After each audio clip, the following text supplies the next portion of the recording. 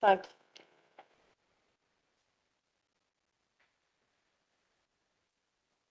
No, you are 4. Where is this? Yeah.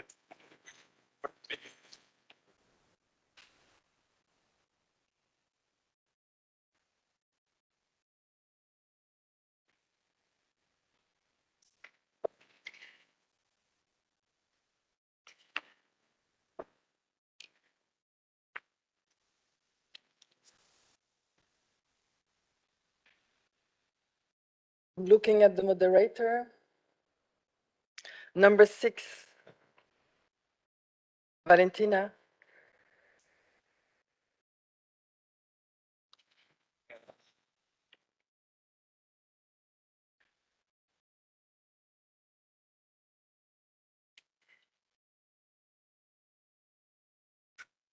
I'm just waiting for Patrick, who went for some water outside.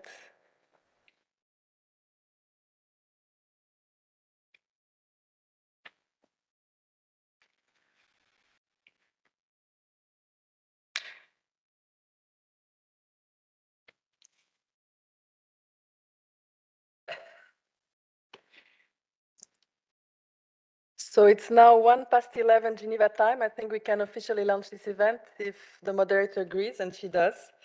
Excellencies, dear colleagues, good morning to who is with us at the International Conference Center in Geneva.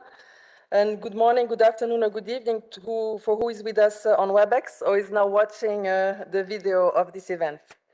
We have the pleasure to welcome you today to the third session of a series of events co-organized by the Geneva Environment Network and the ad hoc open-ended working group on a science policy panel on chemicals, waste and pollution prevention on the road to their second meeting that will be taking place at the Dead Sea in Jordan later in December this year.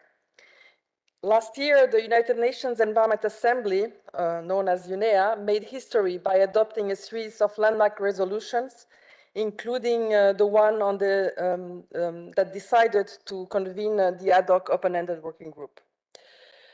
In the lead up to the establishment of this science policy panel to contribute further to the sound management of chemicals and waste and to prevent pollution, this series of webinars and events that kicked off in April aims at building bridges and promote collaboration and knowledge sharing between and among stakeholders and to raise public awareness about the ad hoc open-end working group, preparing proposals for the establishment of the panel. The first session of the series gathered co-chairs, vice-chairs, or heads of secretariats of existing science policy panels, namely the very well-known IPCC, IPBES, the Global Environment Outlook, and the International Resources Panel, to discuss their respective panels' reliance on operating principles from which the new SPP can learn lessons from. The second session was convened as a multi-stakeholder side event to the Conference of the Parties of the Basel, Rotterdam, and Stockholm Conventions, to build and strengthen the linkages between science and action. As we continue to be present at other important negotiations taking place in the coming months on the road to the Jordan meeting, we are also here today at the World Resources Forum to strengthen the links between the mining and minerals community and the upcoming science policy panel, highlighting what each can contribute to the other. Our event today will be moderated by Elisa Tonda, who is the chief of the Resources and Markets branch of the United Nations Environment Programme, and Elisa is based here in Geneva. Before I hand over to Elisa, let me remind you that the documents presented, the summary, as well as the video of the event will be made available on the webpage of this event, and the link is being shared on the screen. Throughout the event, those who are online can raise their questions by using the Q&A box, and we will have a dedicated session to answer these after the presentation. Of course, we will start with whom is in the room. Finally, let me also add for who is online that the transcription is available at the bottom left of your screen. Have a look at the current slide, which shows where to access it. And with that, Elisa, over to you. Thank you very much, Diana, for the introduction. And thanks to all of you for being here in person and online and being actively engaged in our conversation today. And a very, very deep thank to the World Resource Forum for having allowed us to have this interactive lab and conversation today. A conversation that will help us to explore what will be the relationship between the plans that are moving ahead around a science policy panel and the stakeholders that are gathering these days for the World Resource Forum that are knowledgeable on sound management of resources and sound management of chemicals with a perspective that embraces the full life cycle. As Diana was alluding to, we are here because a milestone resolution was approved in March 2022 that had the intention really to strengthen the relationship between science policy in the context of the sound management of chemicals and waste and the prevention of pollution. Resolution number 8 that established, convened an ad hoc open-ended working group to prepare a proposal for a science policy panel. And that ad hoc open-ended working group started its activities in 2022 and has the objective to come to an end of its process at the end of 2024. So we are at a very interesting point in time as that ad hoc open-ended working group convened for its first meeting, split into session, one virtually and one in person, and is now heading towards the convening of its second session in December this year.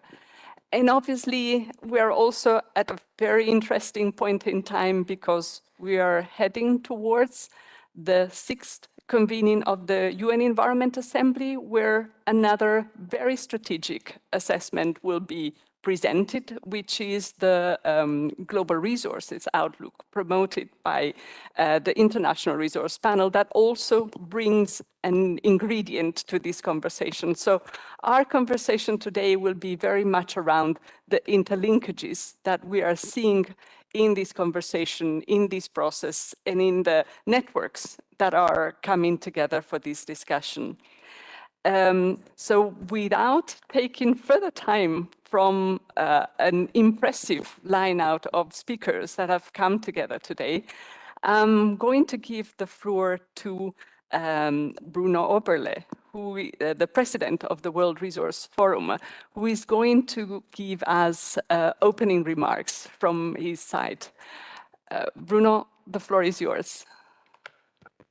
Thank you, Lisa. Good morning, ladies and gentlemen. A very short introduction to remember a number of things. Some of them were already mentioned, and to give some additional information. First one, it is the triple planetary crisis. We had and we have until now only 2 bodies of science policy interface on climate and on biodiversity. It's very clear the need and the importance of the coming one. We have the International Resources Panel that in a way looks at all these crises because natural resources are the necessary basis to produce those crises. Even if there is a triple planetary crisis, we know that these 3 crises are linked to each other.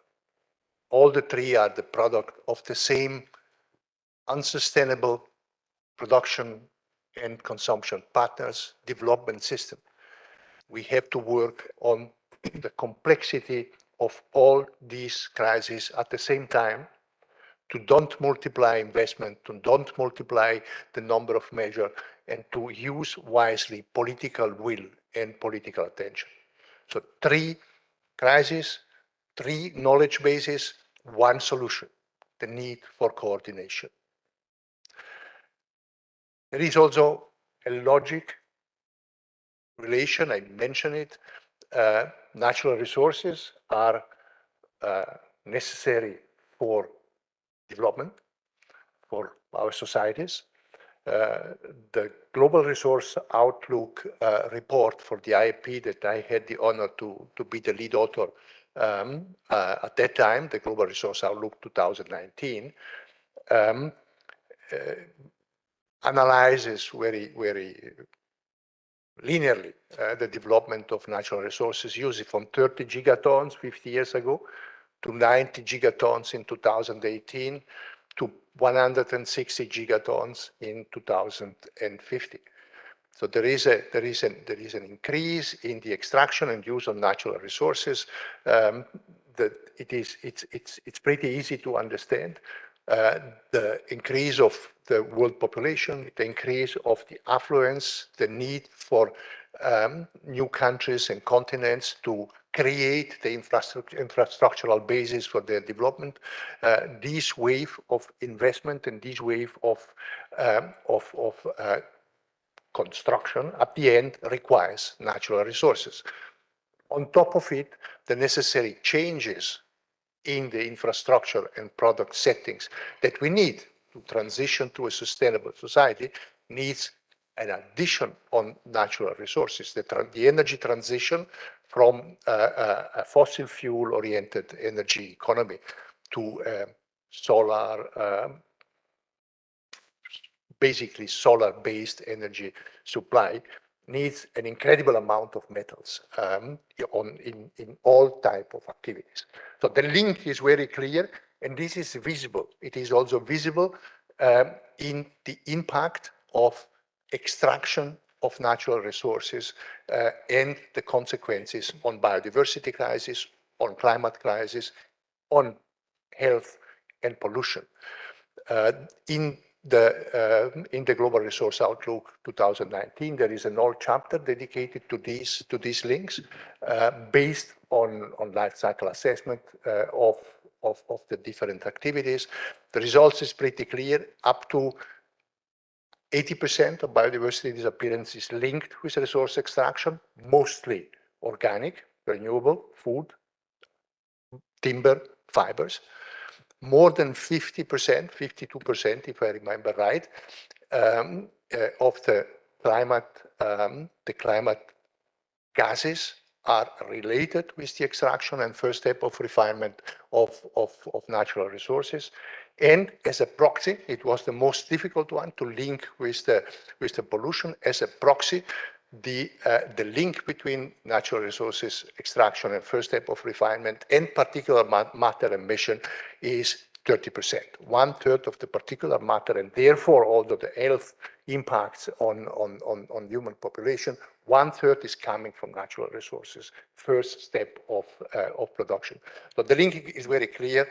So looking in the future, the two recommendations is coordinate the different work. There was an important step after the Global Resource Outlook was published. We made a coordinated by you and a strong effort making peace with nature. It was the attempt to coordinate all this report in one message. So working towards a further coordination and looking the different sectors of the economy is of utmost important. Thank you so much. Many thanks. Many thanks, Bruno, for helping us see the big picture of how a lot of the work of different communities of scientists speak to each other and should speak more to each other going forward.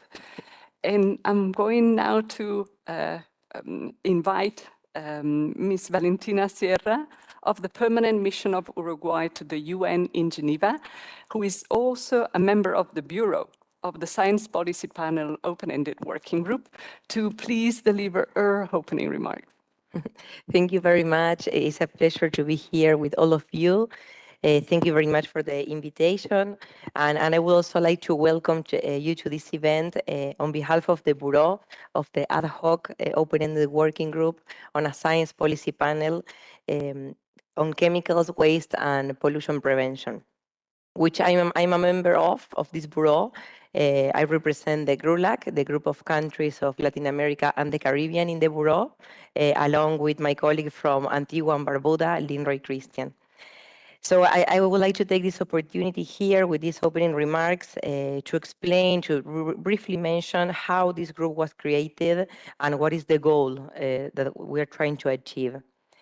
First of all, in 2019, during the fourth session of the UN Environment Assembly, It was recognized that science was needed to set priorities for policy making and to monitor progress. It also stressed the urgent need to strengthen the science policy interface at all levels, mainly to support and to promote science-based, local, national, regional, and global action on the sound management of chemicals and waste. The urgency to support the establishment of a science policy panel start to gain more recognition and importance, let's say momentum, to support informed, scientifically robust decision-making processes. Because what we have, for instance, as developing countries, it's impossible for us to do all the assessments that are needed to take good decisions and to promote and to elaborate policies. So that's why we need this kind of panels to shape and to develop effective policies and to ensure also that scientific evidence is available to all. Then later in time, a group of countries, which include Uruguay, Costa Rica, UK, and Switzerland, we proposed a draft resolution to the 5th session of the United Nations Environment Assembly, and it was adopted there. So this resolution was on the establishment of this science policy panel on chemical waste and to prevent pollution. So this resolution gave us the mandate of the work that we are doing now. And as it was mentioned before, we are facing a triple planetary crisis. So we have the climate crisis, climate change crisis, biodiversity loss, and pollution. And for the moment, we have two existing panels, science policy panels. We have the IPCC that address climate change. We have IPBES that address biodiversity. But we have the third pillar, the pollution pillar, and we don't have any science policy panel to give us support, to inform us. So that's why we are negotiating the establishment of this science policy panel. And we are confident that it will help us to address the third pillar of this triple planetary crisis. And as it was mentioned, these three crises are deeply interconnected, and we need to address them as such. This will require a strong connection of different disciplines, different fields, different sectors, along the entire life cycle of chemicals, materials, and products. But also, one of the most important things here is the need to promote synergies. I'm also part of the Bureau of SciComm, of the International Conference on Chemical Management, International Chemical Management, that is happening this month, and we are expecting to adopt a new framework for the sound management of chemicals and waste. So it's really important. I clearly see the whole picture and how important it is to develop these synergies and to talk to each other.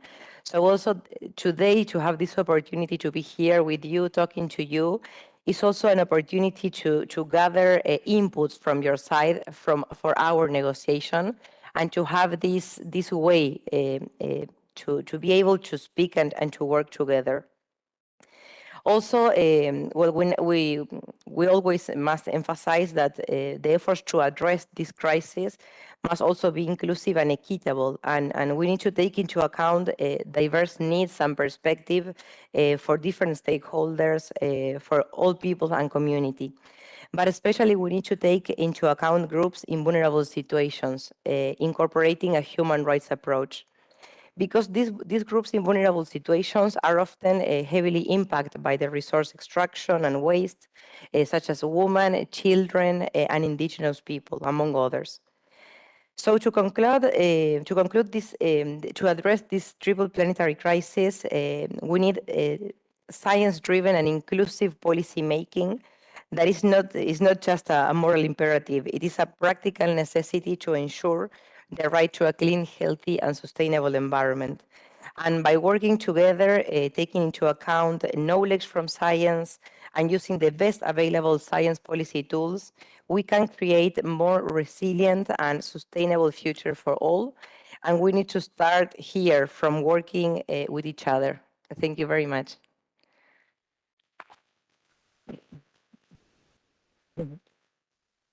Thank you very much for the opening remarks that have taken us through the journey that has led from decisions at the fourth gathering of UNEA until now, and the directions that you're seeing in the future. But also what I found particularly interesting was the connection between that panel and the practical implications that it has in policymaking on a day-to-day basis. So that was a very, very interesting perspective for our conversation. And we're now going to move to our introductory presentation on the science policy panel that will be delivered by our UNEP colleagues, Tessa Govers, that is joining us from Nairobi. And let me start by congratulating Tessa, who has just recently been appointed as the head of the Secretariat of the Science Policy Panel Ad Hoc Open-Ended Working Group. Tessa, thank you very much for making the time to be with us today and taking us through an introduction to the Science Policy Panel. Tessa, the floor is yours. Thank you so much, Elisa. And I also would like to add my thanks to the World Resources Forum Lab for having this exchange today. Good morning, distinguished delegates, ladies and gentlemen. Indeed, my name is Tessa Govers, and since the 1st of August, I'm heading the Secretariat of the Ad Hoc Open-Ended Working Group on a Science Policy Panel on chemicals, waste, and the prevention of pollution. It's a real pleasure to be with you today, although not from Geneva, but neither from Nairobi, actually from Bangkok, where we, thanks to the generous support of the government of Japan, have a regional meeting on the science policy panel for the Asia-Pacific region. Next slide, please. So I would like to start highlighting indeed the UNEA resolution that was already mentioned a few times, and which convinced that the science policy panel really could support countries in their efforts to take action, including to implement multilateral environmental agreements and other international instruments, promote the sound management of chemicals and waste, and address pollution. And that it also could further support relevant multilateral agreements, other international instruments and bodies, the private sector, and other relevant stakeholders in their work. And therefore, the United Nations Environment Assembly decided that a science policy panel should be established to contribute further to the sound management of chemicals and waste and to prevent pollution. And it indeed also decided to convene an ad hoc open-ended working group to prepare proposals for the science policy panel and to begin the work in 2022 with the ambition of completing it by the end of 2024. Next slide. So there are a lot of linkages between the science policy panel and the resources community. Here you see a figure that we prepared when we were looking into such linkages. And during the life cycles of chemicals, materials, and products, starting from the raw material extraction through the use stages and including the collection of end-of-life products, recycling and disposal, waste and emissions are generated. And without proper control or preventive measures, these will end up in the environment and cause various forms of pollution and impacts on human health and ecosystems. As it was mentioned, the triple planetary crisis is highly linked. Therefore, we really appreciate this opportunity to engage with you, and it's really important that we do so with the resources community. And in making the science policy panel effective and action-oriented, it's important that we have the conversations now, but also at later stages when the science policy panel is established and operational. Next slide. So this slide shows the overall timeline of the open-ended working group process, which is indeed very ambitious, aiming to finalize by 2024. As you can see, we're now halfway the process, having had two split sessions of the first meeting of the open-ended working group and preparing for its second session that will take place in December this year. A third and last meeting of the open-end working group is then planned for the middle of next year. And there will be an intergovernmental meeting at the end to officially establish the panel and start its work. Next slide. So at its first meeting, the open-end working group discussed the objective of the Science Policy Panel and came up with the following text. The objective of the panel is to strengthen the science policy interface to contribute to the sound management of chemicals and waste and to prevent pollution for the protection of human health and the environment. The text of the objective has been left in brackets with the understanding that future discussions of the open-ended working group may continue to inform the objective. Next slide. The open-ended working group also discussed the functions of the panel. And A and D represented on this slide are the functions that were also outlined and agreed in Resolution 5/8. They are undertaking horizon scanning to identify issues of relevance to policymakers and where possible proposing evidence-based options to address them, conducting assessments of current issues and identifying potential evidence-based options to address where possible those issues, in particular those relevant to developing countries, providing up-to-date and relevant information, identifying key gaps in scientific research, encouraging and supporting communities between communication between scientists and policymakers, explaining and disseminating findings for different audiences and raising public awareness, facilitating information sharing with countries, in particular developing countries seeking relevant scientific information, and capacity building. It was agreed by the open-ended working group that the fifth function on capacity building would be added, but that further discussions were needed to finalize the text of this function. Next slide. So the next big milestone is the second meeting of the open-ended working group, which will take place 11th to the 15th of December in Jordan, and will be preceded by a series of regional meetings in the lead-up to this meeting. As I'm speaking, the invitations to countries and stakeholders are being sent out for this meeting, and the documents for the meeting will be uploaded on the event page. I've also included the website of the Science Policy Panel for your information on this slide, and I would like to just highlight the important deadlines for registration, which are the 30th of September, end of this month, for participants seeking sponsored travel, and the 31st of October for all registrations. Next slide. So on this slide, you will see the draft agenda for the meeting. And under item 4, the substantive matters will be discussed under the item preparation of proposals for the establishment of a science policy panel. Next slide. So I would like to highlight in particular 2 substantive matters that might be relevant for many of you. Item 3 is discussing relationship with relevant stakeholders. And under this item, it will be discussed how stakeholders may contribute to the panel's work beyond those described in the work-related processes and procedures.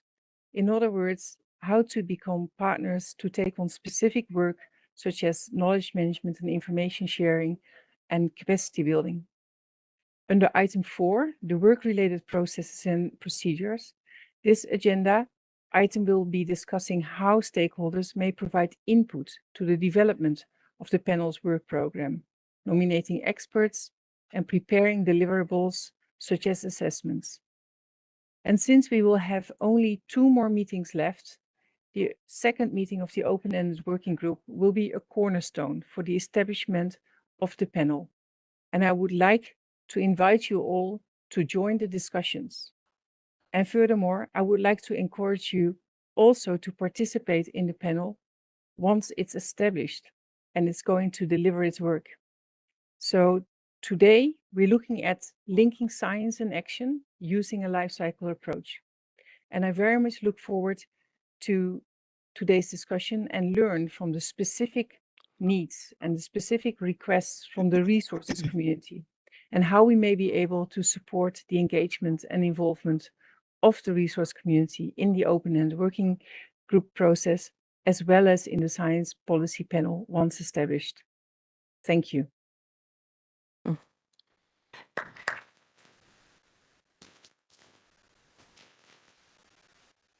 Thank you very much, Tessa. I hope you heard the applause in the room. And just to remind us that in a part of the conversation, it's not only us physically in the room, in addition to Tessa who is connecting with us from Bangkok, but we have over 100 participants and experts connected online that will also be engaging in the conversation with us. And please, as we are moving toward a little bit more the exchange part of our conversation, the discussion part of our conversation, please do not hesitate to use the question and answer session, the question and answer box in WebEx to transmit your questions and your reflections, and they will be brought into the conversation for those who are following us online. And as said, we are going to move a bit more in the part where we are going to reflect on the interlinkages and the opportunities between the mining and resource communities, and what Tessa has been presenting to us in relation to the proposal for the Science Policy Panel, and particularly those entry points that Tessa has been pointing out to us. So I'm going to go around our impressive group of speakers and ask them to bring their perspective and their thought as an input to the discussion that we would want to have here in the room and with the participants online. And I'm going to start by giving the floor to Dr. Patrick Weger, who is the head of laboratory at EMPA, the Swiss Federal Research Laboratories for Material Science and Technology. And Patrick is also a board member of the World Resources Forum, and he's going to bring us his perspective on how he's seeing the connection between the communities that are also here at the forum and what Tessa presented to us. Yeah, thank you for the introduction. I'm happy to be here. Thank you also for the invitation. So, yeah, as has already been said actually by Bruno, but according to UNEP's International Resource Panel, we know the extraction and processing of material resources is responsible for 90% of biodiversity loss, 50% of global greenhouse gas emissions, and 30% of air pollution impacts. Global Resources Outlook 2019. The new one will be presented, we heard, soon. It has been actually already presented here at WRF, or we had first insights. Pressure on the environment is expected to further increase through growing demand for mineral resources, amongst others, because of the energy transition, which requires a lot of mineral raw materials, actually. And also, of course, the expansion and the renewing of the infrastructure on a global level. And now the expected increase in demand for mineral resources, and in particular critical minerals and critical raw materials, that's also a topic when we are talking about supply security. Will actually require a strong increase in primary production of mineral raw materials. We can't avoid that, of course. Of course, circularity is a big issue and is being pushed strongly now, but it requires time to establish the capacities to do that. And also, a lot of products are not yet coming back, we have to say, related, for example, to the energy transition, but also when we look at electric vehicles. So the primary production will increase. We'll have to deliver actually these mineral raw materials, and well, primary raw materials mining, extraction and processing mostly takes place in the global south. We know in artisanal and small scale mines also. And besides massive environmental impacts, is also being associated with health and safety, as well as social issues such as child labor. And yeah, so well, just a figure regarding the critical minerals. We are all aware, or many of you are probably aware of the IEA report published in 21, revised version in 22, the role of critical minerals in clean energy transitions. saying that global demand for these critical minerals will quadruple by 2040. For example, lithium, the demand for lithium in the sustainable development scenario increased by a factor of about up to 40. Yeah, so it's really in 2040. So it's really big numbers, I have to say. In the last 3 days, we had the World Resources Forum 2023 with very engaging and inspiring discussions, I have to say. We had scientific sessions. We had also workshops, so-called interactive labs, with scientists exchanging with stakeholders, other stakeholders from the minerals and resources community on to discuss aspects related to supply chains of minerals and other resources, value chains. So value chains was the first track, actually. A second track was sufficiency, an important issue, and the role of digitalization. So we did these discussions along these 3 tracks. Now I would like to just quickly walk you through about some of the aspects which materialized also in scientific sessions and workshops we have looked at. So one is mining and sustainability. We had, for example, a workshop on monitoring sand extraction. Actually, it was about launching a marine sand watch initiative.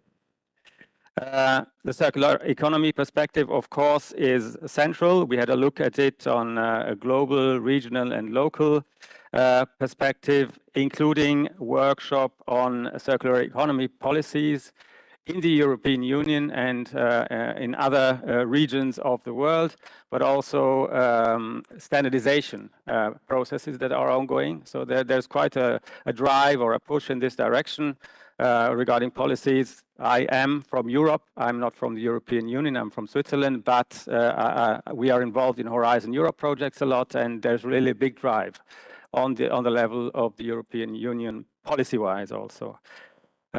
We had sessions and workshops about critical and strategic raw materials. The CRM Act might be something you also know, the Critical Raw Materials Act proposal issued in March, where they introduce the strategic materials in addition to critical raw materials, like copper is now a strategic material, and then also in the focus of these supply risk, in particular reflections and activity mitigation activities, I have to say. So where we had in this track, or no, in this topic, or in this these sessions and workshops, we had inputs from Horizon Europe project, where the CRISE, the Futuram, the DICE, the Circ Thread project, all addressing circularity issues related to critical raw materials. For example, the Futuram project will develop a knowledge base on the availability and recoverability of critical raw materials for specific waste streams and inform the European Commission. So we are in direct contact with DG GROW because what we are doing there is also, not only we, others are also involved, relevant for the CRM Act I just mentioned.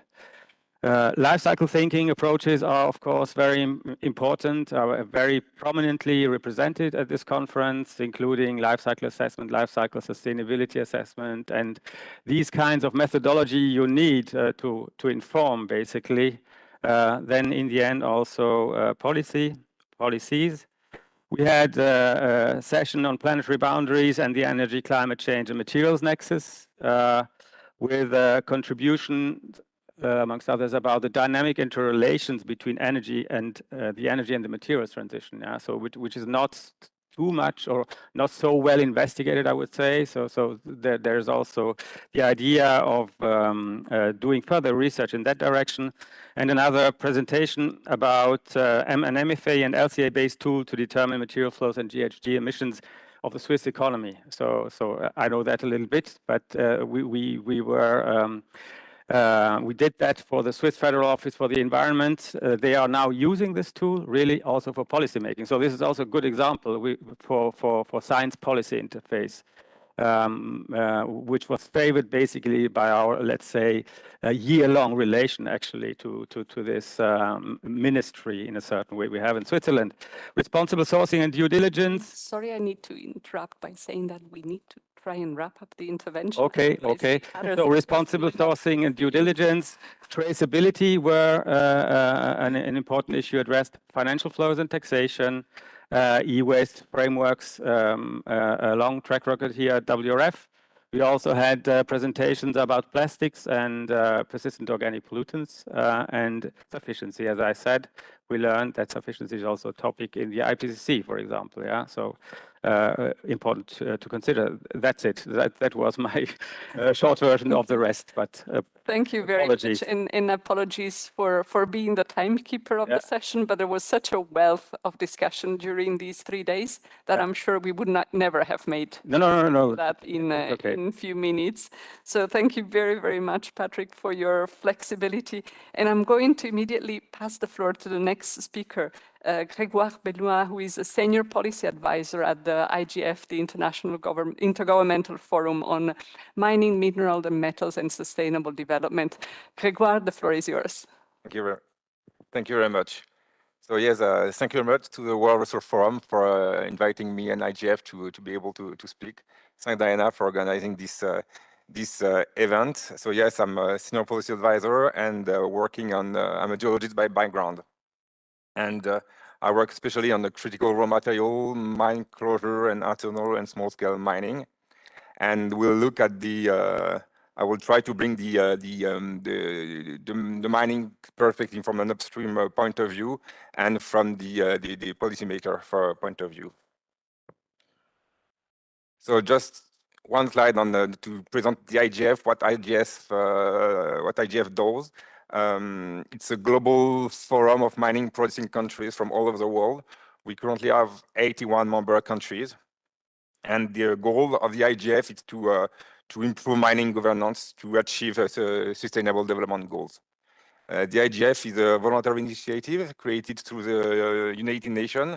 It was born from the UN summit in Johannesburg in 2002. As a way to gather countries together to help them achieve a sustainable development and in relation to mining. And now the IGF is a UN type 2 partnership. What we do, we support our member country by doing in-country assessment of their policies, laws, and regulation in relation to mining and sustainable development. We directly help them doing some capacity building, technical assistance, always in relation to this topic. But we also develop some material, some guidance, some guidelines in relation to all the aspects of mining and sustainable development, from artisanal small-scale mining, environmental and social impact assessment, mine closure,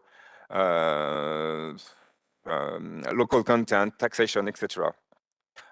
From the document that we developed, just shows a sample of things that we do that are relevant for this session on environment. So there's one on the environmental and social impact assessment, and one on environmental management in relation to mining. What all member countries also really appreciate and are looking for is some case studies to learn what the other peers are doing, what works, what doesn't work, what are the successes, what are the challenges. This is a list of our member countries, so as you can see, it's quite widespread. But we also work with non-IGF countries because we have collaboration with, I would say, regional organizations such as the ASEAN for the Southeast Asia or the ECOWAS for West Africa. And I would say our main event, we have an event in November when we bring all this country together in Geneva to exchange about mining and sustainable development, and have one full day only dedicated for this exchange. All these member countries, and the rest of the week is open to other stakeholders to bring their respective expertise and share their experience with our member country. So coming back to really what's in here, I just pick a picture that's on the wall. from Dylan Marsh. I think these pictures are really impactful. It shows the amount of metal that has been extracted from an open pit. And this pit, the Palabora mine, is the biggest open pit in South Africa. It's 2 kilometers wide, 800-meter deep for this amount of copper. I think the picture on the top is already impressive. But when you look below, the little black thing in the middle, it's the actual pit. But the real impact is all around. These are the tailing. These are the waste rocks, the waste dumps. So the real impact is not only the ore. It's all this, all you can see around. And for this relatively small amount of copper, pure copper extracted. So what's important is most of what you mine in the end is not, is waste. Because even for copper, which usually it's concentration in deposits around 1%, it means that 99% of what you extract is waste. And if I talk about gold, gold is 1 gram per ton, 1 part per million.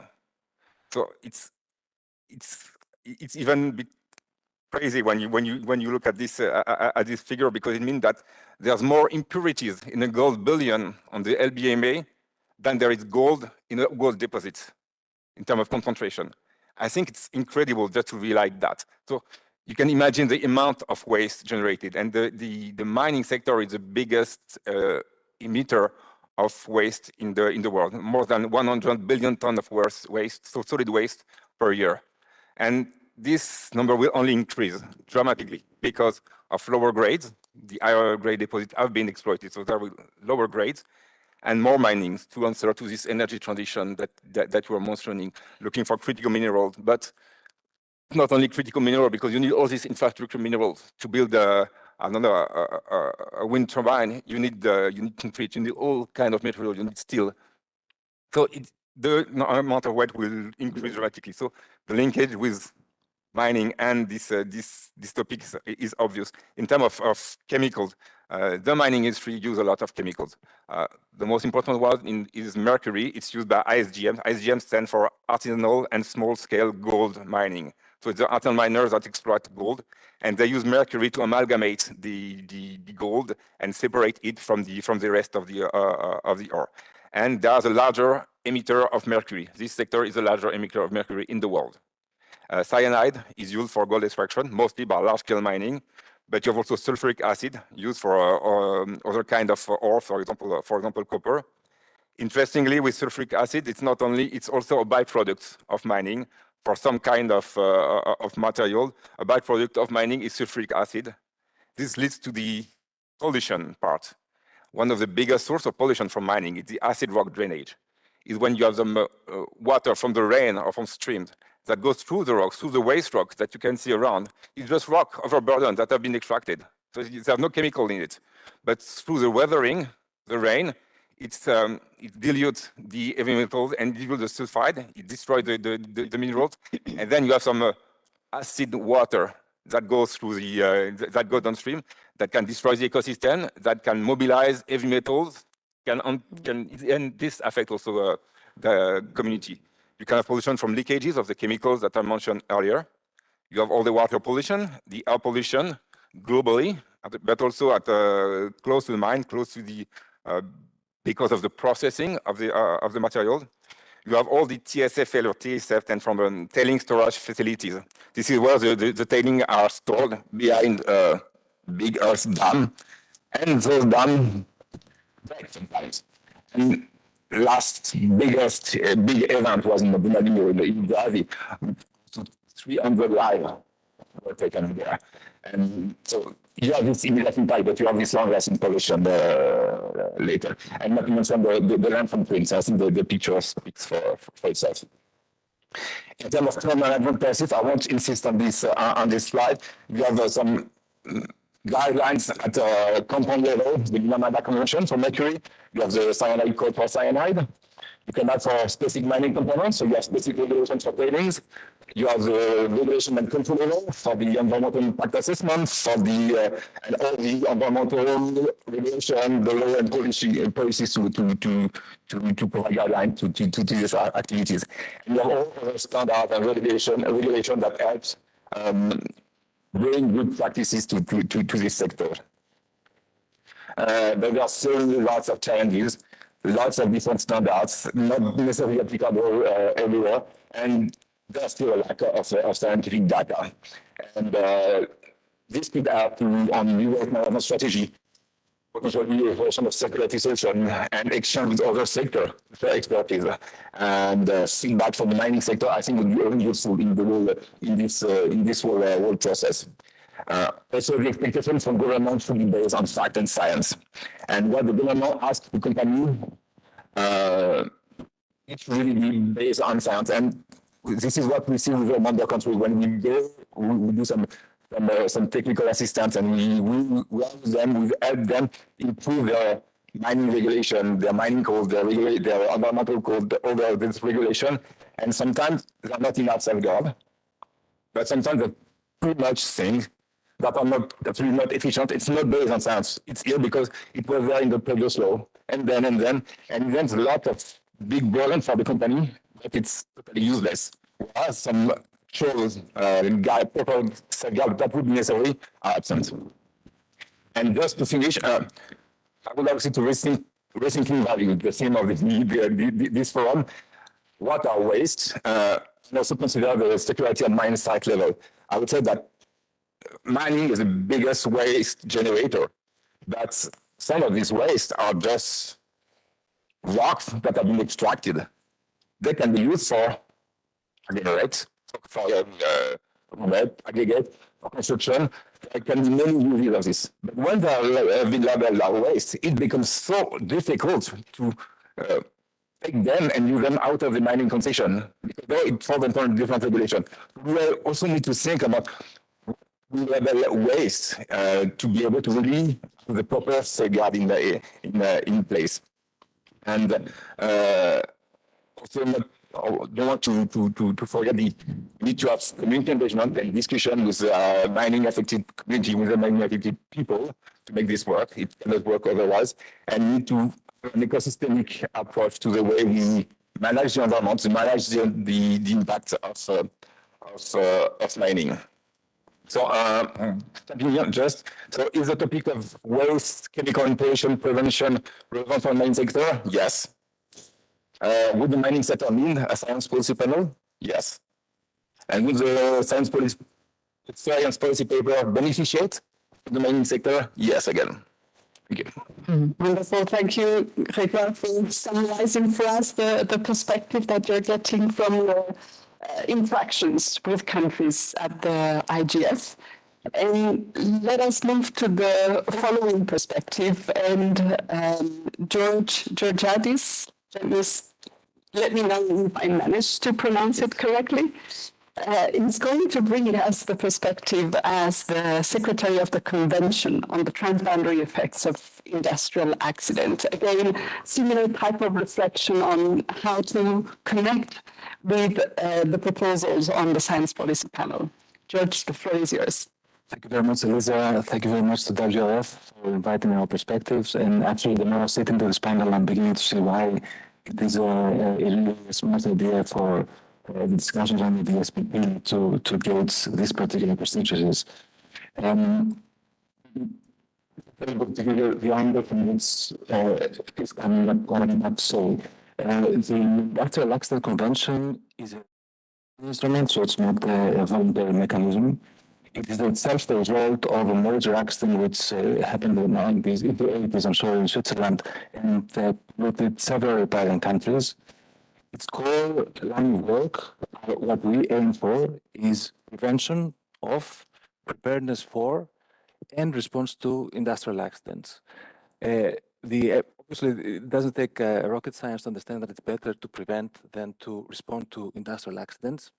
And as you can understand, the core idea of our work is precisely to try to assess current trends and to make sure that what helps on the prevention front is actually something that we support and capitalize as much as possible.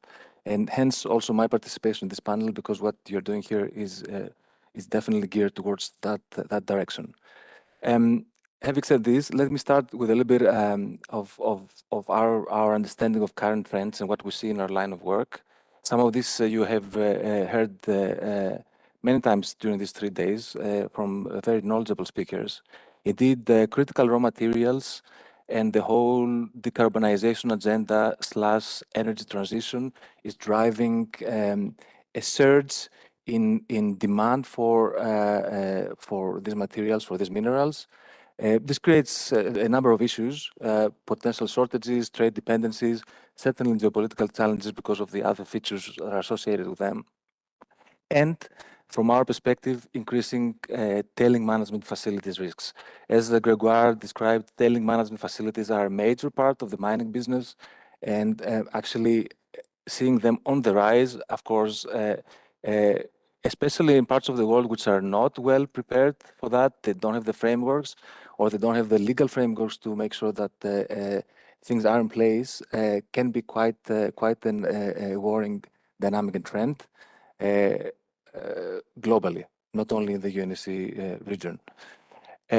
Second, hazards and risks of tailing management facilities is increasingly an issue that just suggested. The lack of knowledge, the transboundary potentially effects of the MFs, and effective management of risks. Last, that now plugs into the whole climate change agenda.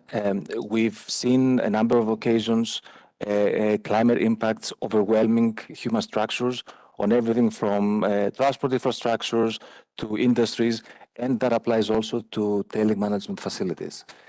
So this creates a second or a third row of major challenges that are at play when one thinks about the interplay between policy and science when it comes to prevention of pollution, and certainly from our point of view, prevention of accidents. All of these increased costs, increase the difficulty of tackling the issues once they happen. So risks on mines, on tailings, due to extreme weather, but also due to the exponential rise or expected exponential rise of these sites are important. Significant costs for emergency responses, especially in places, parts of the world where the structures, again, as I said, are weak, and therefore create huge issues on cleanup, repairs, disruption of economic activity, claims for damages, legal costs for governments, and of course, human health and environment, which is the overarching framework. We would have a few key messages to the science policy panel coming from our experience. The life cycle approach, precisely because of its potential impact on reducing the tensions, the pressure, and therefore supporting prevention of pollution, is a critical element in this narrative, in this paradigm that we're shifting very fast, or we're probably already in it. The integrated risk management is critical.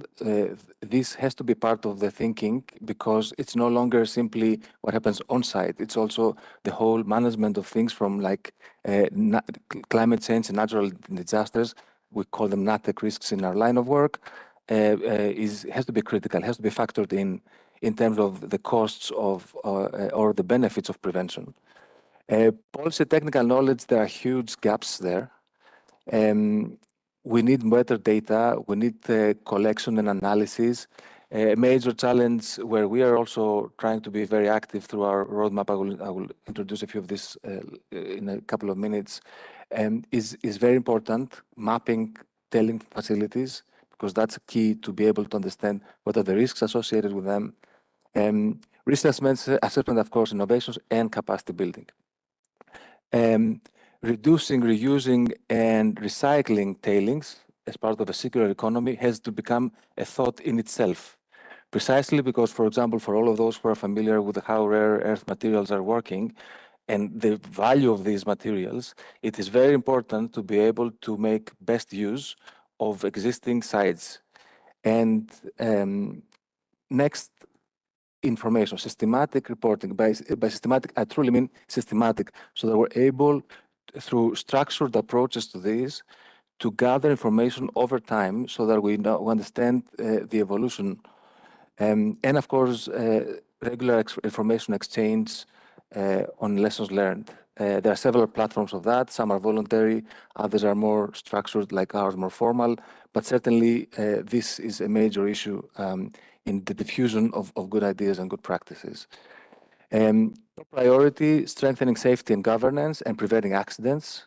And that on all tailing management facilities, and that certainly includes abandoned, active, inactive, and future. The NATIC events taught us this lesson very hard, and some of the major accidents that are happening on inactive or closed facilities. Multi-stakeholder cooperation, this is what you're doing here, so congratulations. We're also trying to do it in our platforms. And yes, engaging the population and diffusing the knowledge not only to officials or companies or the industry, but also to the people, so that you can have the buy-in from society. Now, what we do is, of course, the Industrial Accident Convention itself is the cornerstone. It's the legally binding instrument with 42 contracting parties.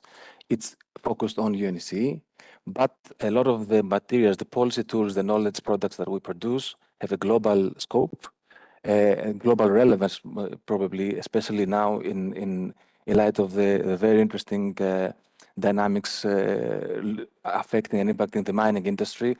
Patrick mentioned some of them, quadrupling of demand for some of these critical materials. That's on the, for example, for batteries, for transport.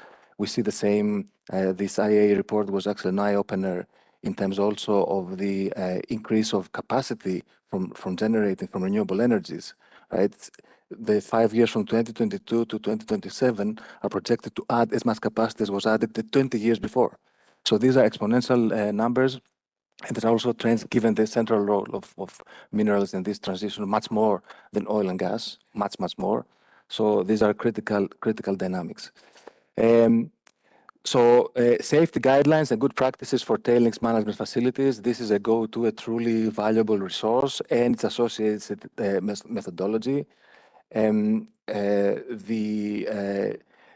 online toolkit and the roadmap for action on tailings is increasingly relevant. It was relevant when it was started because of NATIC events, but now with this gold rush, I'm sorry for the, for this drive towards exponential demand for critical minerals, it's becoming even more relevant, certainly for countries at the core of our constituencies, which is UNEC region, but much more beyond that, where there's little in terms of this type of guidance. The roadmap for action on tailing safety in the UNEC region and beyond is well underway until 2030. We are now in the phase of understanding risks associated with tailings, reviewing and updating existing measures and legislation, using existing and creating new working groups and national coordination mechanisms, because coordination within a country is essential. Report tailings as hazardous activities. This is part of our regular reporting. So some of the recommendations to the panel actually are work streams for our work, and this is very helpful, and we're trying to share these experiences. In the next 2 years, until 26, we're preparing an overview of tailing facilities in the UNEC region and possible existing threats, improving shared understanding and risk management across countries, increasingly of relevance, especially for those of you who heard yesterday's presentations on the EU direction on the Critical Raw Materials Act, which, if implemented, again, it will elevate the importance of this line of work, because it precisely addresses and helps enable the countries to deliver the national priorities, but in ways which are make it sound from policy and technical aspects, and certainly facilitating stakeholder dialogues. UNEC has many other tools which are relevant. The United Nations Framework Classification for Resources and the United Nations Resource Management System are innovative tools for sustainable resource management. They're not managed by us, thankfully, but our colleagues are actually capitalizing on the unique knowledge to prepare a system and to offer a system to member states which can help everything from reporting to management of national resources. Highly recommend line of works. In my presentation, you can see the links to this. So please look into it, those of you who are interested for this part of the work. And I would like to close with two remarks, if I may, if I have one more minute. It will be like the punchlines. The first is that when I read the IA report, one thought of me was that hit me was that there's an interesting trade-off at the moment between climate action on the one hand and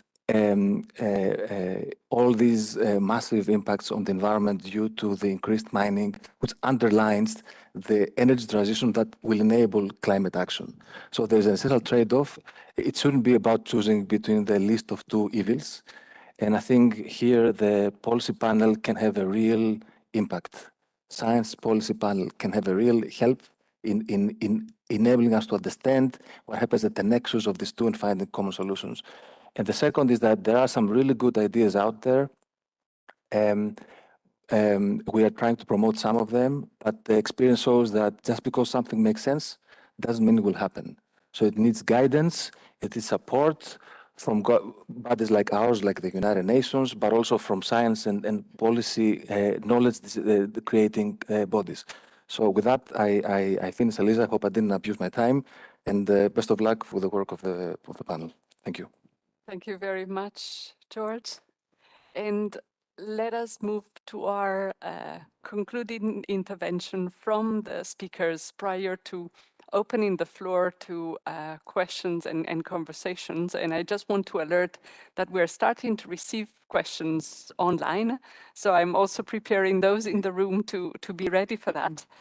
I'm going to give the floor to our last speaker, Yves Lador, who is Geneva representative of Earth Justice, to bring his perspective to our conversation. Yves, the floor is yours. Well, first, thank you very much for this invitation, and thank you for organizing this event to all of the organizers, including the Geneva Environmental Network. It is definitely a very timely discussion, as we've just heard, because it's coming not only just before the next meeting of the SPP negotiation, but also just before the ICCM5, the International Conference on Chemical Management, in a few weeks. And we see how these issues are very linked, because a number of these elements which have been presented right now will definitely be discussed and will go further into depth in the ICCM5, hopefully. We count on governments, we count on you that it will go there. But also we see that there is this other challenge, which is how do we deal, and it was very well presented by Bruno Oberle before, how do we deal with the scientific aspect? And it is true that we have in the field of climate with the IPCC and in field of biodiversity with the IPBES, here a very interesting model which has helped the relationship between society, policymakers and science. And it is true, and I think when we see all of the challenges here, but also the wealth of information, that there is a need right now also in the field of toxics and chemicals and so on, to have a similar body that can help to see where is the science, where is it consolidated, where are the gaps, and this discussion is something which is very much needed. And I think it's very important that we understand the contribution that will be made by such a new body. It is not just one more body of experts, because there are already a number of them. We just heard echoes from them. It is how do we deal now with this wealth of information, which actually also includes gaps. So we need a global view to see where are the gaps, where are the priorities in terms of research. And I think this is something which we're looking forward for that, and it's very, very important. Now, it has been said that we're trying to discuss here about interlinkages, and I'm very happy to have the privilege to do one of these interlinkages with a body usually we don't think about, which is the Human Rights Council. And there are good reasons to look at the Human Rights Council, or on another element, the Office of the High Commissioner, who both actually are very much involved in what has been described as the triple planetary crisis. The Human Rights Council has actually 3 special procedures, which are independent actually themselves being scientists, but independent researchers looking for the council being a political body, on the different elements of these triple planetary crises. The oldest mandate actually is a mandate created in 1995, which is the UN Special Rapporteur on Toxics and Human Rights. The mandate is right now in the hands of Dr. Marcos Orellana from Chile. and who we hope the mandate will be renewed in a few weeks by the Human Rights Council for 3 more years to look at these linkages between human rights and toxics. Now, this procedure over the years has covered a number of the issues that have been presented, like the impact on indigenous people, the impact on local communities, the impact of mining, the impact of gold mining in particular, and so on. And the next report that will be presented in a few weeks at the coming session, the September session of the Human Rights Council, will precisely be on how do we detoxify the decarbonization process, which is exactly what you had just presented. It is exactly what we'll be discussing in a few months. But actually, I wanted to talk here about another report, which I think is particularly relevant to the SPP process and should be considered as a basic document, and probably that we will use as an evaluation tool of the outcome of the SPP negotiation, which is the report that was presented by the special rapporteur in 2021 on the right to science in the context of toxic substances. But it's really the whole issue actually goes further than just on toxics. It is really how do we develop a real approach to the right to science. Now, the question, of course, when you say right to science, that seems very ambitious and very strong, but there is a number of legal elements which brings us to this. I'm not going to go in details into that, but the special rapporteur bases himself on the work which has already been done by UNESCO and on the very basic and agreed definition of science, and also about scientific evidence. And of course, today, knowing some of the problems we have with denial and false information, it is, I think, very important to remind this, because that is what we need. I mean, if we don't have this, we're just losing light in a very dark situation. So the question here is absolutely crucial. It's not a detail. Now, in looking at for having to be able to have a real right to science, which means that we have the possibility to understand our environment, have this information, there are a number of conditions that the report is highlighting. And of course, the first one is to have an enabling environment for science to flourish. And there you see a very direct link to human rights. If you don't have freedom of expression, if you don't have freedom of information, access to information, then you cannot have free information, you cannot have a free science. I won't go back to some of the details of what we have lived over the last years with the COVID pandemic, but we saw how this is absolutely crucial and vital. So this is also very, very important in the field where we're talking about toxics or minerals.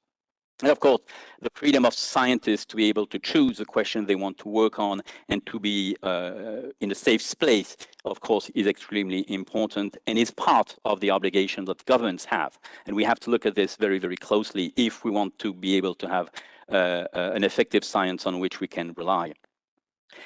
Now, of course, it means also that it includes the right to have access to the methodologies and findings. And it's, of course, this is particularly important in the field of hazardous substances. But again, it means also that governments here have a duty to make sure that people can have access to this information. And this, unfortunately, is an element which is very, very often lacking.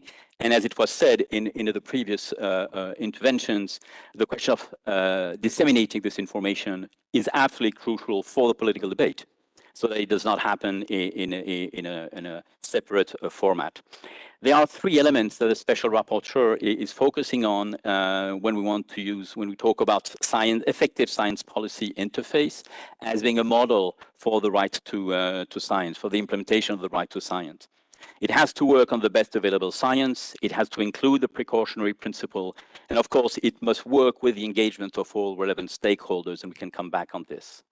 For the best available science, it is clear that it works on what is used and what it has been already accepted in science, generally speaking, about the reproducible data and analysis from the different unbiased sources. These is repeated elements, but it has to be considered as very fundamental. It's not just something which is a detail.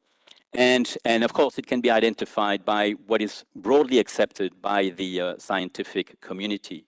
But of course, there's a few things which have to be very careful. It must not rely just on seller-sponsored studies. Now, for this issue of chemical, minerals, and so on, this is very important because to the difference with what we have in the field of climate science, you have a number of informations which are in the hands of private actors. Now, it's not because it's private, it means it's biased. Let's be very clear about that. But as it is private, it is not ruled in the same way that public information is. And that's where there is a specific instrument, and this is an element that has to be taken into consideration in the negotiation for the SPP, because which is something more particular to the other IPCC or IPBES element. Of course, transparency is crucial, and I think we don't need to go on this again after all what has been said. And of course, access to government data. It is also important because it has been recognized, and here I'm just mentioning the WTO, but you have other relevant legal recognition of that the role of divergent minority of scientific opinions is also something that has to be taken into consideration in such a process. The precautionary principle, we know it's sometimes a bit of a difficult debate, but actually there has, and there again in the report, you'll find a number of very precise, even constitutional references that are the ground for this principle. But of course, in a field where you have a number of uncertainties, precisely we're going to have to develop gaps. It means that a precautionary principle has to be a guiding principle in the work, in the debate that will happen within the SPP. It is also very important that there is a participatory approach in the regulation of toxics. That means, and we'll come back with the next point, which is the effective science policy interface, that you must have a dialogue with all of the stakeholders. All of the stakeholders means, of course, the industry. That goes almost without saying. It's obvious, but it means also with the affected communities. Now, here, that's where you have a difference between the SciCam or the ICCM questions and the SPP approach. With the SPP, we're talking about scientific information. Now, within the community, you also have information which is scientifically relevant. So it's different. We're not talking about the same process as public participation in decision making, but we're saying that within the society, within the communities, you also have relevant information that must not be let on the side of the overview, the scientific overview. This is an issue on where the IPCC had to work, because there was a number of resources of information coming from the ground that were not coming directly from the academic researchers, but have to be taken into consideration if you're looking for the policy relevant information that has to be delivered to the policymakers. Now, and I'll finish on this. We have also to be very careful and to have in mind the fact that you do have tactics from different groups and different interests, which are trying to divert science. And we, unfortunately, on the question of climate change and climate denial, we know that. We have the same thing on tobacco. We have, unfortunately, a number of experiences where we're not just talking in a neutral ground. It's a field of different forces, and we have to be very aware of that. Of course, greenwashing, I don't need to go on that. We all know what it is. But it's important that it's clearly formulated as being something that has to be avoided. And then you have also the question of what I mentioned before. When you have private and confidential data, then if you cannot access it, if you cannot make it public, and of course, we can understand that you have some challenges, but then you are not providing the scientific information which is needed for policymakers to make their decisions. So this is a crucial element. And of course, we know that you have challenges on that, where, for example, people who have information needed for the whole of the community will not provide them because of commercial interest. And this has to be discussed and needs to find a solution. Of course, you have the question of conflict of interest, which is direct threat to science. And this is to make sure, as I said before, it's not because you're working in a private sector that, of course, the information will be biased. Let's be very clear about that. But then it must be clearly disclosed.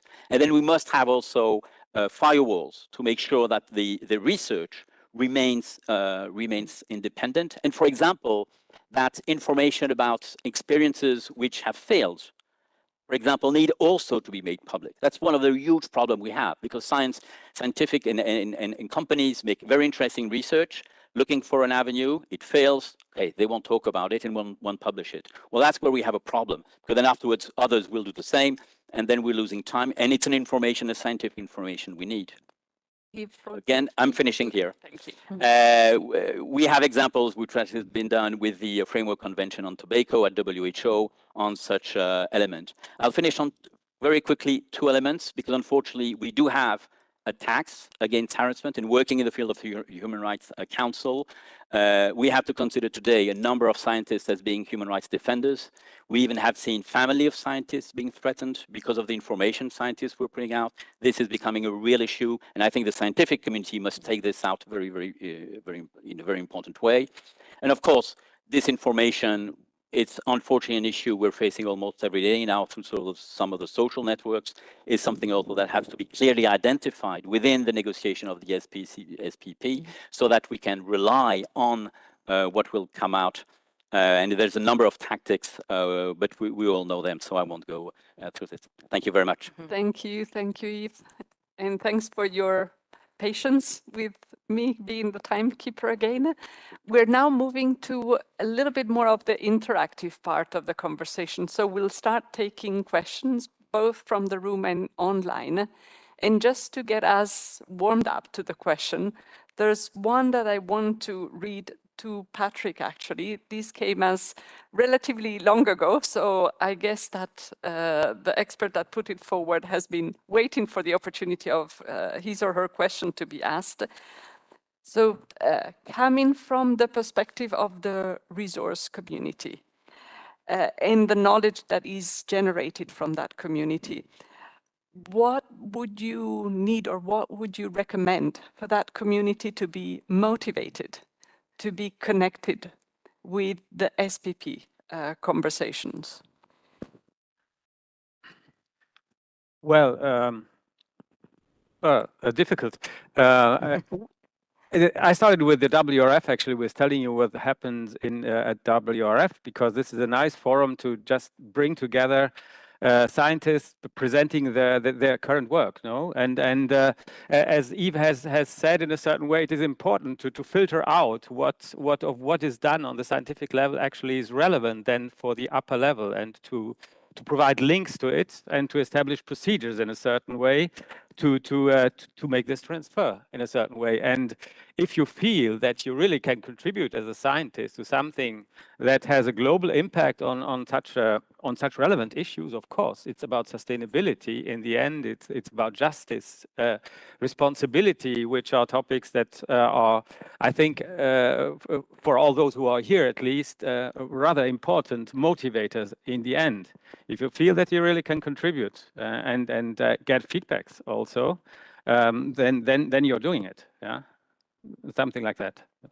Thank you, Patrick, for breaking the ice, including with a tough question. And I'm just moving to the room and I'm looking at hands up. And I understand we will be able to use the microphones that are in the room for the question. And as usual, I'll ask you to briefly introduce yourself and make sure that the question is directed to one of the speakers. So the gentleman with the blue shirt there, please. Yeah, thank you very much. I'm Timo Leopold from the German Ministry for the Environment. Thank you for this great conversation today. I would like to address this question to the entire panel, and whoever would like to reply to this, yeah, would be great.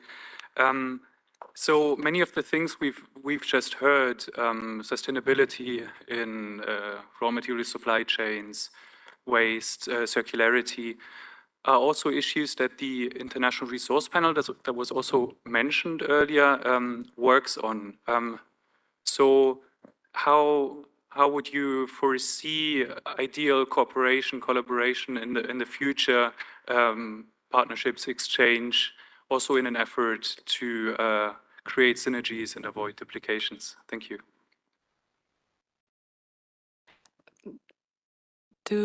Maybe we take a few questions and then we go around and take reflections from the speakers. There's a lady towards the end of the room, please. Hello, I'm Pragya Sarana. I'm a PhD student at the Graduate Institute. Thank you so much for this panel. It was fascinating to hear about this initiative and really see how stakeholders are brought together across all of these various aspects.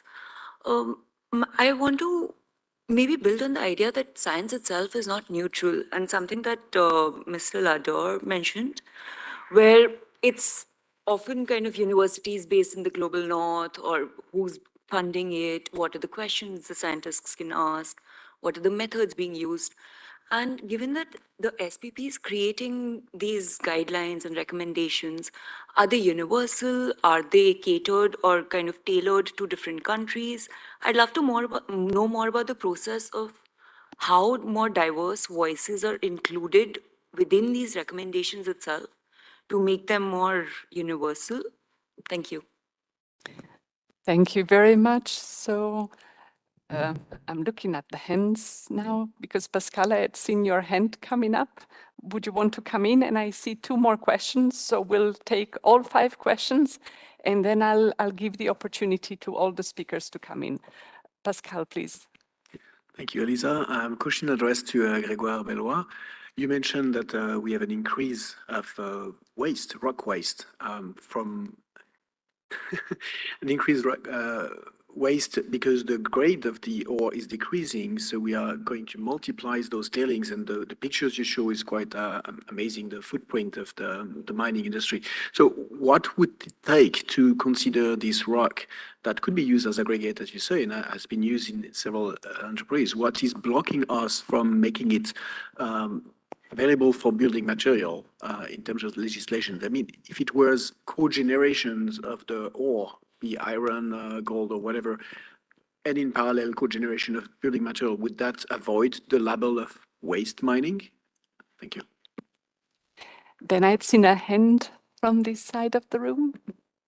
Good morning. Ruth Spencer, a local community representative from Antigua and Barbuda. And I'm glad that I'm here. I'm glad for the information. I'm glad for the sharing. I'm glad for the colleagues who have supported me with the Escazú agreement. And I use that boldness to open my mouth to get information. Many times the government person isn't here, but I am here. And my role and responsibility is to educate, build those synergies, build those partnerships, because that's the only way we are going to go forward. We have our issues in Antigua. We are seeking to work collectively, but I'm glad for all those presenters who stress the need for the inclusion of the local communities. That's where the action is, on the ground. We have solutions, we have ideas, and I think with sharing this knowledge, the power is in the people to make the policies work. When we see things are not working, we open our mouth. Again, that's one of the principles of Escazú. Opening, speaking, getting on the media, sharing what needs to be done. So thanks for being here. Thanks for everybody who has supported me. Because when I go to meetings now, the regional groups accept me into their meetings. I can build those partnerships, and it's very important going forward. Thank you, everyone. Thank you very much. And yes, the gentleman at the bottom of the room. Yes, thank you very much. I am Samuel Tetsopgan. I belong to an NGO called Association Institute of Total Environment. We are based in Yaoundé, Cameroon. Yes, very interesting to see that the international community is trying to link science and action for life cycle management of chemicals and waste. But when I take the case of a developed country, like the one that I live, I see that the government is struggling to give job to young people, to give job to the population, and then they're struggling to see how they can build infrastructure. Then I'm asking, how are you going to cope to come to so that the many government of developed country come with this initiative, because it's like it is going to hamper the possibility for them to have more resources that can use for their population. Thank you. Thank you very much. And just prior to giving the floor to our speakers across the panel, I just want to read another question that we received online from Helges, from the Permanent Mission of Brazil. The mining communities that most suffer the social and environmental impact of resource extraction usually do not enjoy the economic benefit of the activities, which are enjoyed up in the value chain by actors that do not suffer the social and environmental problems and risks. So how can the Science Policy Panel help promote social and environmental justice in the mining sector so that these vulnerable communities can also enjoy the economic benefit of the activities that impact them so much? I'm wondering whether I can just run through the panel again and ask your short reflections on the issues that have been raised. Patrick, may I start again from you, and then we move around? Well, I can't answer the question on how the social and environmental justice aspects are included, but actually that's what I said at the beginning. It's a big topic and issue, and it has to be considered if we apply a holistic, let's say, or a systemic perspective, which in the end we have to apply. The question is if the institution that will be set up basically sees it as its task, or if it's another institution that will be in I don't know, working together with it, or however that will address these issues. I can't say that. Same thing as with the IRP, the question. I don't know if I understood it correctly, but of course the International Resource Panel is here. It consists of eminent researcher. That's the researcher. So a selected researcher that have a good name actually, and that are preparing the reports. This is only a part of the scientific community, and as far as I remember, when I read the documents from Zhanyun Wang, for example, in the science publication, that's also a lack that is addressed, that the scientists at the base is not maybe enough considered, and that doing science policy work is not rewarded actually. And so I think it really has to also be to consider the bottom up, as I said, bottom up the scientific developments that are ongoing. How I don't know how to do it, because it's a lot to get this information, to filter it, to make an inventory, actually, to do an inventory taking about what is here, where the gaps are, and to bring it up, actually, you know, these processes. I think that's the challenge, actually, to properly set it up, and there is no just one answer to that from my side, of course. Thank you very much, Patrick, for your perspective. Grégoire, may I come to you? Yes, thank you very much. I will just begin with the last question. It's all about local content and sharing the benefits of this of the mining, and especially in this rush toward critical mineral for the energy transition. So we ask the community to suffer so that we can save the world, basically. And from an ethical point of view, it's really questionable. So we really need to make sure that we engage this community, we discuss with them, and we don't impose solution, but we make sure that there's a co-construction of solutions. It's again, it's really basic. It's been decades that we're saying this, but it still doesn't happen on the ground. So I think it's worth saying it again. It's engagement, and this link also to the question too. I think on the hearing the voice of people, and it's again on this engagement, and all this the benefits, the socioeconomic benefit can be shared. This is gonna be the topic of our next AGM of the IGF in November, and all this energy transition affect the people, and all they can, all the country and the community can recall the benefits of this energy transition. So you're only invited to this event. Coming to the question on waste, I think this is essential. You were mentioning the term cogeneration, and I think in this situation, it can be doable. Is from the beginning, from the design of the mining operation of the industrial part of the of mining, you have a part that is designed. You will produce aggregate, but then it needs to be part of the feasibility study. Never considered this feasibility study, and you don't talk to the same stakeholder. They are not the same stakeholder involved, but there's no reason why it shouldn't be possible. The thing is, it's mining community, mining industry work, and the I would say aggregate and the construction sector. They all work quite in silos, and it's a shame. I totally agree. But one of the solutions would be cogeneration. And from the amount of waste already generated, the amount of sand aggregate, there's a situation where it can be, I would say the material can be chemically active, so it needs to be neutralized before being used, but it's totally possible. And in terms of for waste rocks, so just the overburden, not the result of the process, but just the rocks that have been, it has been mined, it's been put aside, it's good material with good mechanical properties, but then it's waste, so you cannot use it. So there needs also to be a legislative change in the legislation of this of mining countries, and this is something that we try to bring in the table also to bring awareness about this and it's a way of limit the amount of waste generated. And on this waste rock and tailings, you have a potential source for our aggregate, but you also have a potential source for these critical minerals that we really need for this energy transition.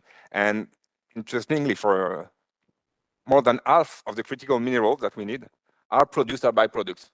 Means that there's no mines of this product. It doesn't exist. They are just produced as a byproduct. So in these tailings, in this whole in the map that we see, in this tailing, it's a mine of so many interesting, useful elements. There has been so much energy, so much money put, so much suffering for community put into extracting this mineral, and then just here as waste. It's again, it's a shame for us. It's all on us on the society level. So we need to really address this, and it's a duty to make sure that this valuable mineral, we need it for the energy transition. We see all the impact of creating a new mine. We really need to grab it. So I would say we have to do it. Technically, it takes time to change legislation. It's complex, but we're working with in certain countries that wants to do it, especially on aggregate, because we are difficult to find it. We need to build quarry, but you have all this huge heap of material that can be used, but just because it's labeled this way and not another way, it's not usable. So it's Thanks, Grégoire. George, may I come to you? Yes, thanks. I think I would like to add two elements in the discussion. The first, in relation to tailored advice. It's true that this is very important. Usually in our line of work, the way that would happen is through capacity development, capacity building activities, where we take our general tools and apply them in a country. Of course, in our case, the convention itself, as a result of the decisions of its contracting parties, is a regional convention. But all the knowledge products, all the policy tools that we're issuing have global relevance. Sometimes, of course, about policy, but there are some fundamentals, especially in the mining business, especially in developing all these tailings management facilities. It's not something that is out of a genius or some person how to do it. There's a consistent, systematic work that has been taking place for years, for decades, precisely developing fundamental principles. And that's the second point that I would like to add. My worry is that at the moment, because of the huge pool of the demand for energy transition, precisely to tackle the climate change events, we will see a proliferation of mining activities around the world, including developed and developing countries alike, but with lack of adequate knowledge and adequate structures, both legal, government structures, state structures. And if you ask me, and I cannot predict the future, but I can reasonably say that this is a recipe for an accident waiting to be happen, quote unquote, because accidents in our case are very serious.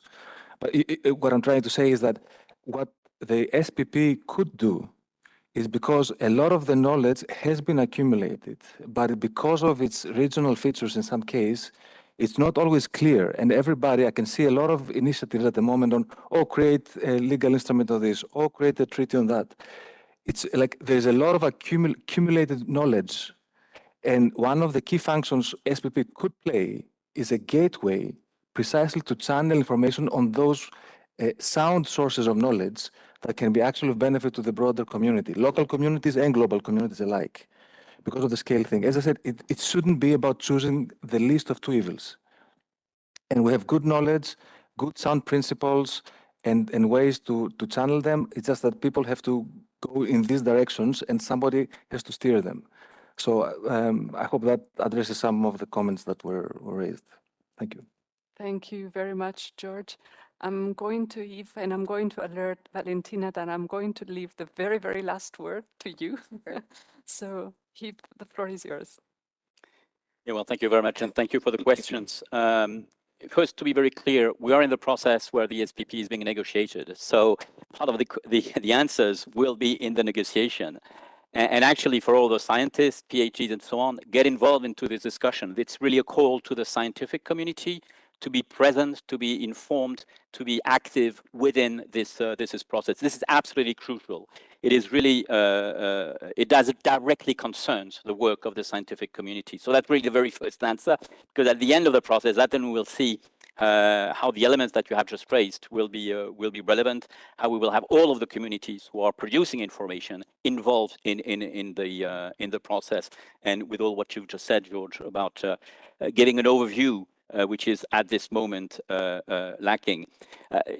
There was a very good questions and very relevant from our friends of Brazil, and in a way, I don't know if they did it purposely, but it reflects some of the concerns that have been raised by the Special Rapporteur on human rights, toxics and human rights at the Human Rights Council. So it's a very relevant question. Again, here, I'll turn the answer back to all of the states, Brazil and all of the others who are involved. Well, it's exactly what you will have to negotiate in the mandate that will be given, because that's what will get out of this process. There will be a mandate, exactly like you have a mandate for the IPCC or you have a mandate for the IPBES. And when we look at the IPCC process, we see that you have different working groups and different work streams, some of the very physical science, and that's also what we need here. And we're talking about waste. We need a lot of information on physical science, on the pollution and on the elements. But of course, you have all of the impacts and how what are the outcome of this and you need information, and you need to identify information gaps. So this is exactly where the SPP will be able to play a very, very important role. And right now there are discussions, and I hope we will be able in the coming weeks at the session of the Human Rights Council to talk about, for example, the notion of just transition, which is so crucial in the field of climate change. Now it's also being used in other fields, like the question of chemical toxics and so on. So it's something very important, and I hope also that SciCam will be able to have this on its agenda, because we need to do these kind of interlinkages. And I think what comes out really of this discussion, it was really a real pleasure to hear the other speakers, because it shows how these interlinkages are needed. And I really agree that right now, what is needed is to do more of these cross-sectoral discussions, because we do need the SPP, that's without any questioning. We do need also a very strong outcome of the international of CCM5, and we have a few worries about that. But we don't need to build so much more institutions. We have to make sure that a lot of the knowledge which exists in these different places are able to be channeled in a useful way, in a relevant way. And I think this is really the challenge. And I think here in Geneva, we have quite an important discussion to have. We didn't talk about, for example, the WHO. I've mentioned it in my, but there's a number of the elements we've been talking today about the impact of mining or impact of chemicals are also being discussed in some way with WHO. So these elements need absolutely to be better articulated. And that's one of the challenges we have here in Geneva on this issue. Thank you very much, Yves. And as promised, Valentina, the very, very final word is with you. I will be very brief. Thank you very much. I think it was a very interesting panel.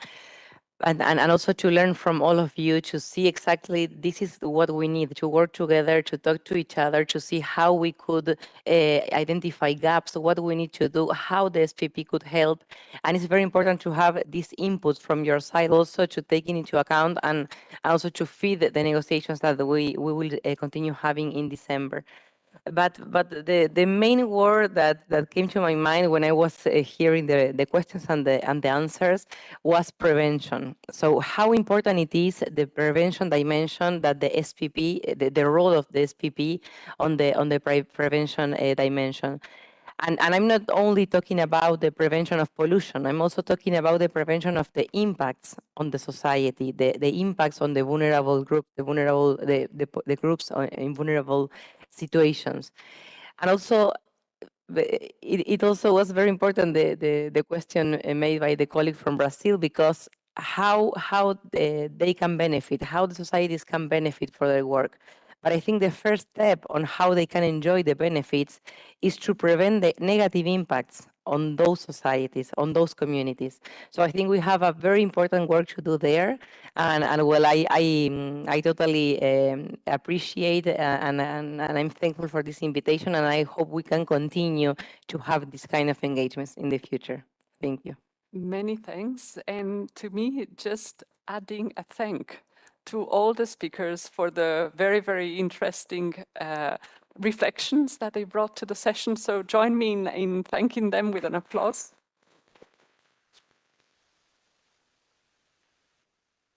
And I thank all of you in the room and online who have been actively participating in our conversation.